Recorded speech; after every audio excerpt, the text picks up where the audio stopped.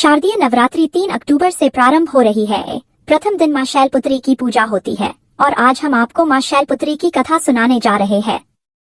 दोस्तों, 9 दिन अलग अलग 9 देवियों की पूजा होती है, तो हम आपके लिए प्रतिदिन एक नई कथा लेकर आएंगे। शास्त्रों में बताया गया है, कथा सुनने से 9 देवी हमारी समस्त मनोकामनाएं जल्द पूर्ण करती है।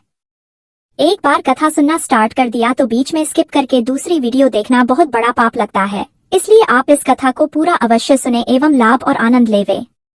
वंदे वांछित लाभाय चंद्रार्थ कृत शेखराम वृषारूढ़ा शूलधरा शैलपुत्री यशस्विनीम। माँ दुर्गा अपने पहले स्वरूप में शैलपुत्री के नाम से जानी जाती है।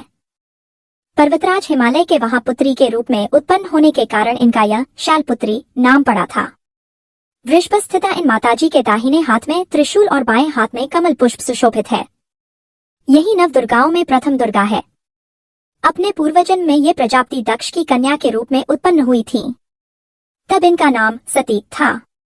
इनका विवाह भगवान शंकर जी से हुआ था। एक बार प्रजापति दक्ष ने एक बहुत बड़ा यज्ञ किया। इसमें उन्होंने सारे देवताओं को अपना अपना यज्ञ भाग प्राप्त करने के लिए निमंत्रित किया, किंतु शंकर जी को उन्होंने इस यज्ञ में निमंत्रित नहीं किया। सती ने जब सुना कि हमारे पिता एक अत्यंत विशाल यज्ञ का अनुष्ठान कर रहे हैं, तब वहां जाने के लिए उनका मन विकल हो उठा। अपनी यह इच्छा उन्होंने शंकर जी को बताई।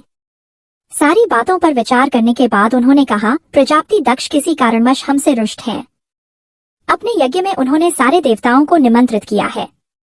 उनके यज्ञ भाग भी उन्हें समर्पित किए हैं, किंतु हमें जानबूझकर नहीं बुलाया है, कोई सूचना तक नहीं भेजी है। ऐसी स्थिति में तुम्हारा वहां जाना किसी प्रकार भी श्रेयस्कर नहीं होगा। शंकर जी के इस उपदेश से सती का प्रबोध नहीं हुआ। पिता का यज्ञ देखने वहां जाकर माता और बहनों से मिलने की उनकी व्यग्रता किसी प्रकार भी कम न हो सकी। उनका प्रबल आग्रह देखकर भगवान शंकर जी ने उन्हें वहां जाने की अनुमति दे दी। सती ने पिता के घर पहुंचकर देखा कि कोई भी उनसे आदर और प्रेम के साथ बातचीत नहीं कर रहा है। सारे लोग मुंह फेरे हुए हैं।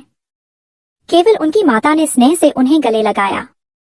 बहनों की बातों में व्यंग्य और उपहास के भाव भरे हुए थे। परिजनों के इस व्यवहार से उनके मन को बहुत क्लेश पहुंचा।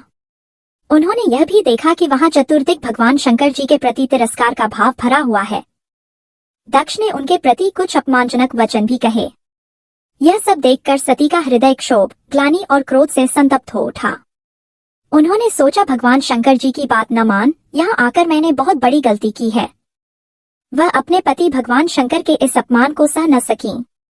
उन्होंने अपने उस रूप को तत्क्षण वही योगाग्नि द्वारा जलाकर भस्म कर दिया। वज्रपात के समान इस दारुण दुखद घटना को सुनकर शंकर जी ने क्रुद्ध हो अपने गणों को भेजकर दक्ष के उस यज्ञ का पूर्णतः विध्वंस करा दिया। सती ने योगाग्नि द्वारा अपने शरीर को भस्म कर अगले जन्म में शैलराज हिमालय की पुत्री के रूप में जन्म लिया। इस बार वह शैलपुत्री नाम से विख्यात हुई। पार्वती, हेमवती भी उन्हीं के नाम है। उपनिषद की एक कथा के अनुसार इन्होंने हेमवती स्वरूप से देवताओं का गर्व भंजन किया था। शैलपुत्री देवी का विवाह भी शंकर जी से ही हुआ। पूर्वजन्म की भांति इस जन्म में भी वह शिव जी की अर्धांगिनी बनी। नव दुर्गाओं में प्रथम शैलपुत्री दुर्गा का महत्व और शक्तियां अनंत है। नवरात्र पूजन में प्रथम दिवस इन्हीं की पूजा और उपासना की जाती है।